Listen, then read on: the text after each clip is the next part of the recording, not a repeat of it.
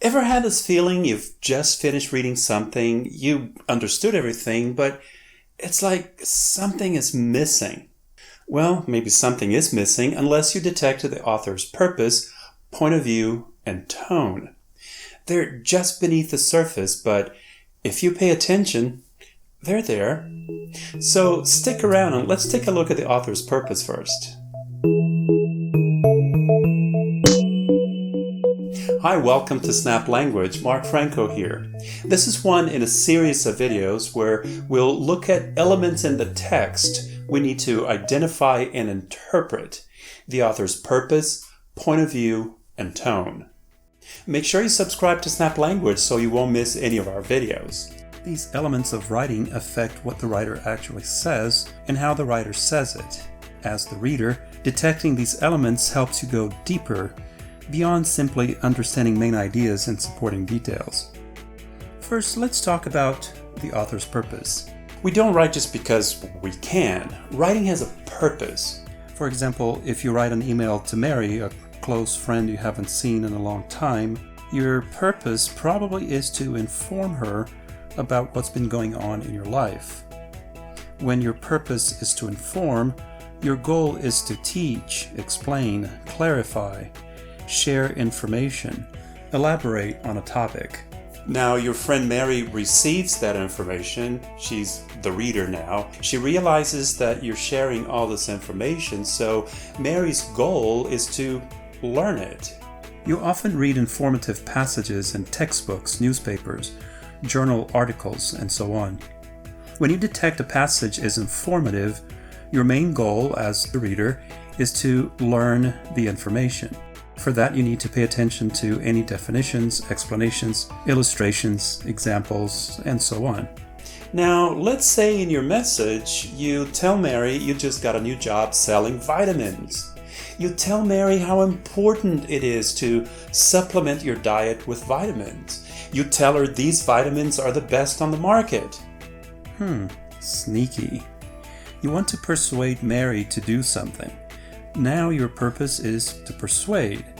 You use information not simply to inform, but to convince people to change their opinion, to change their point of view, or to change their behavior. When writers write to persuade, they use the information to create a logical argument. They want you to reach their conclusion by the time you finish reading. As the reader, when you detect persuasion, your job is to determine and evaluate the argument. Before you allow someone to change your belief, you want to make sure that they have a solid argument. You don't want to be convinced of something that's based on misinformation or bad logic. You'll find persuasive passages in newspaper editorials, political speeches, advertisements, passages about controversial topics, and so forth. Hey, so you can write to inform, persuade, and entertain. This is The Namesake, a novel about a couple that immigrated to the United States. They had children here, went through cultural shock. The writer wrote this to entertain.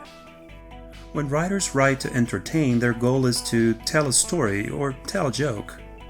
They present information, but their main goal is not necessarily to teach or to try to persuade you of anything. It's just something for you to appreciate, like reading poems too. When you detect the purpose is to entertain, you need to pay attention to literary devices such as the characters, the plot, the use of figurative language, what the message is, or the moral of the story, and so on.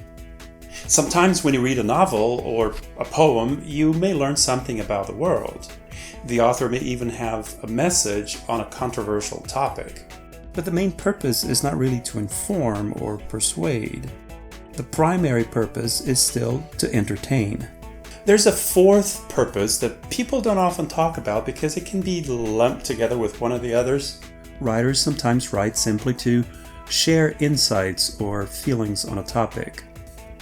The writer's goal is to share their thoughts. They have ideas about something and they want to share them with the world. You see that in blogs very frequently. It's an intellectual exercise without trying to teach or persuade you. You could then argue that this purpose is to entertain, which is fine, but you may hear about it, so just saying. I'm just letting you know. I want you to know about it. But there's more than just the purpose. That's for the next video. For now, look in the descriptions under this video to see if there are any links to more information about the topic. In this video, we saw that when you write to inform, you present information to teach, define, explain, clarify, illustrate, discuss, and so forth. You often see informative passages in textbooks, newspapers, journal articles, and so on. As the reader, when you detect a passage is informative, your job is to learn the information. Pay attention to the definitions, examples, explanations. When your purpose is to persuade, you organize the information to create a logical argument that will convince people to change their opinion, belief, or behavior. Newspaper editorials, political blogs, and speeches, advertisements, and so on are good places to find persuasive writing. When you detect persuasion, you focus on understanding and evaluating the argument. When the purpose is to entertain, the writer's goal is to tell a story or a joke.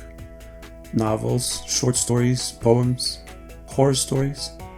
As the reader, you pay attention to literary devices such as the characters, the setting, the plot, the moral of the story. What the heck is the author's message? Finally, the author's purpose may be simply to share insights or feelings on the topic. Blogs, magazines, and your best friend's secret diary are good places to find those.